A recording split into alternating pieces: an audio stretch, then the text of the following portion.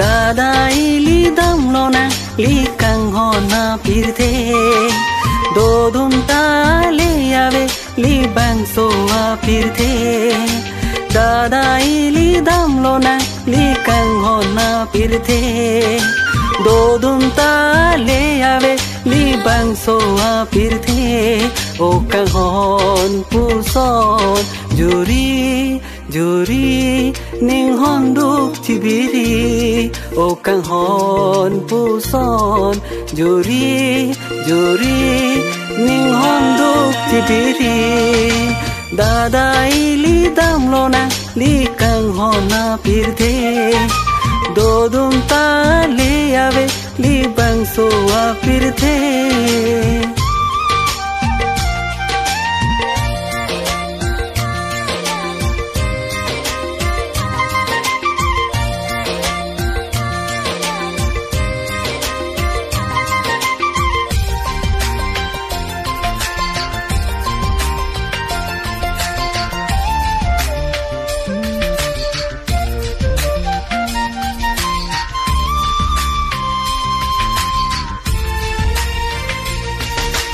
Riro le donde tame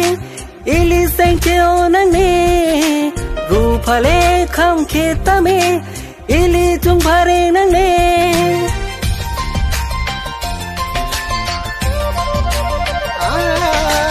Riro le donde tame ili senche onane rupa le kham khetame ili chung phare nane nang kang hon na jakong puan thir thip ning karo jatanang ne pasum se nang kang hon la ni kilong seng karong dolo ne pini nang joy ni si Dadai li dam lo nang li kang hon na pirthe do dum ta le ave li bang so a pirthe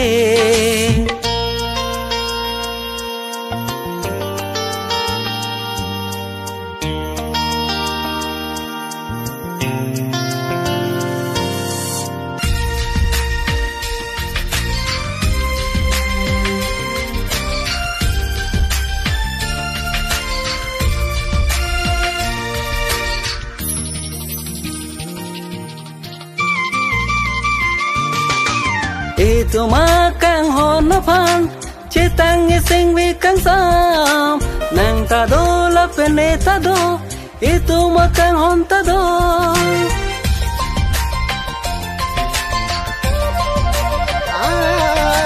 Itu makang hon na pan Cetang ising vi kang sam Nang ta do la pene ta do Itu makang hon ta do Anili seng ka ching sam bo chereng do reng ni pe liki sung a joy ne pini long lo ning karong Dadai li dam lo nang rong a jelo do na seng ve che parong do na li rong a je a